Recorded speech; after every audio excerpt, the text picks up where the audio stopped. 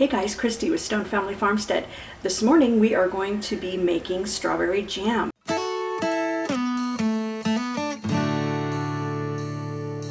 This is going to be part of my handmade holidays series, and what makes it a handmade holidays item is that it can be made and then gifted for Christmas, birthdays, whatever.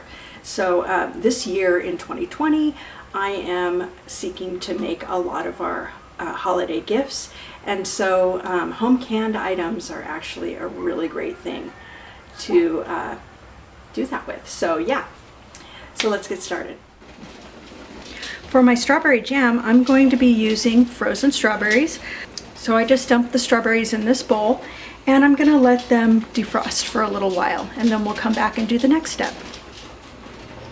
Okay, so my strawberries are almost defrosted, and we're going to go ahead and go on with the recipe.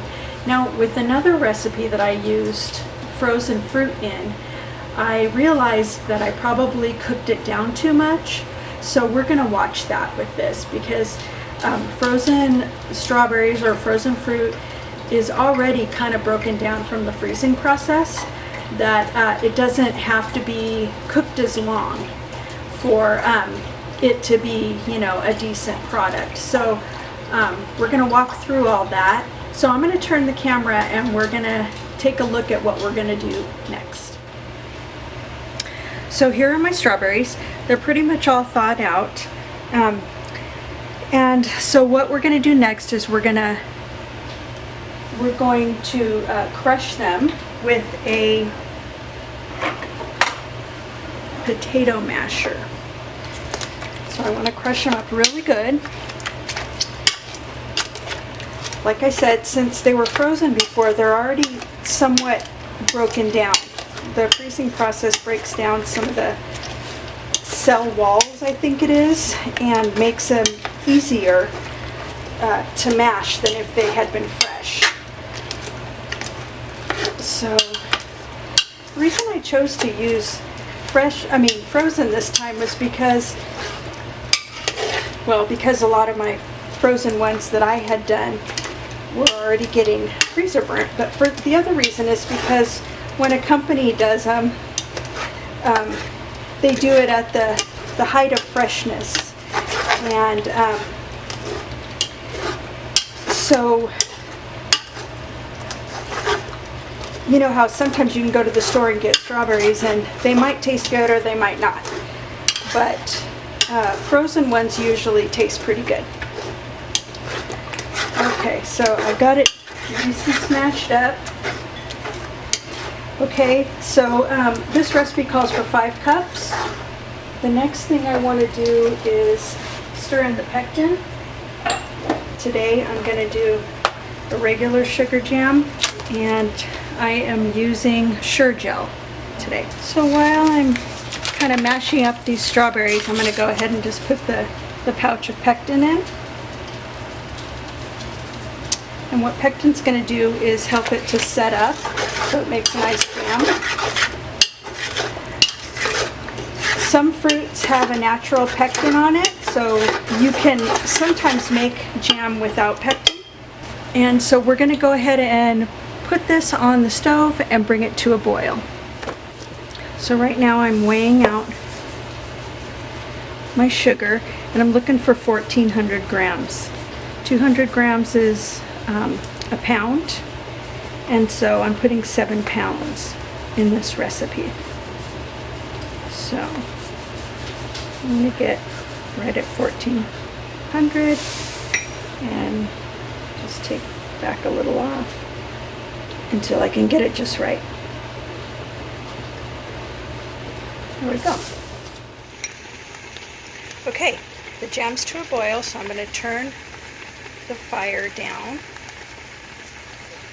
and then we're going to go on to the next step. Okay, so now I've added in the 7 cups of sugar. I'm just going to stir it all up real good. Mix it all up really, really well. Sorry for all the moving. I am holding my phone. Okay, looks like we got it mixed up nicely. And now that it's all mixed up, we're going to return it to a rolling boil. And we're going to let it do that for 1 minute. Then we're going to turn the fire off, skim off the foam. I want to show you how I am heating my jars. So you can see that all my jars are just kind of set in there on top of each other. All I'm trying to do is heat the jars so that I can put the jam, the hot jam, into it. And the reason why I'm not sterilizing is because according to NCHFP, they say that you really don't even need to sterilize the jars if the jar's going into the canner, the boiling water bath canner, for longer than 10 minutes. And that the jar will be sterilized just by being in the canner with the food in it.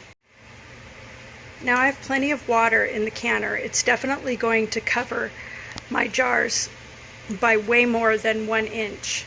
I like to do it 2 inches in this because this is a pressure canner, and I want my jars to be as hot as they need to be. So we're going to just take the jars out one at a time and just start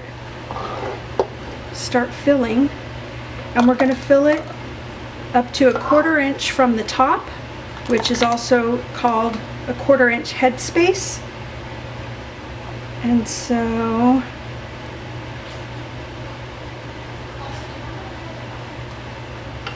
that's about it right there. Maybe a little bit more.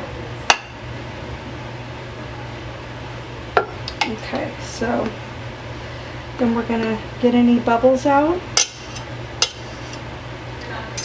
and then we're gonna use a wet towel just to wipe the rims off.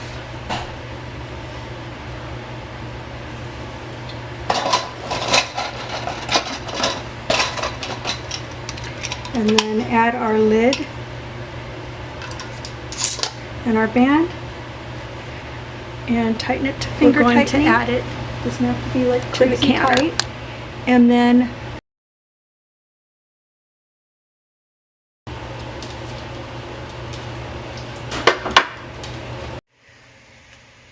alright, so I'll show you.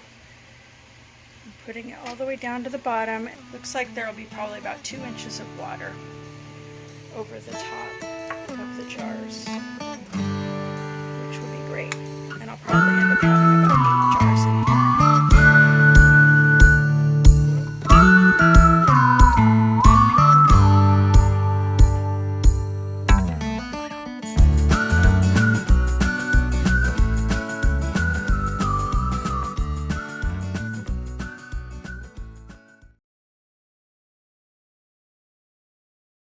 Okay, so the canner is full, and we are going to top it with, because I'm using the pressure canner, I'm going to top it with some foil, it to a boil, and then I'm going to put the lid on, and then we are going.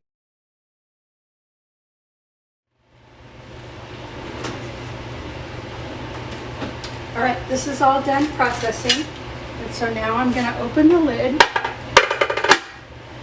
and try to be really careful about taking the foil off. And this is the same for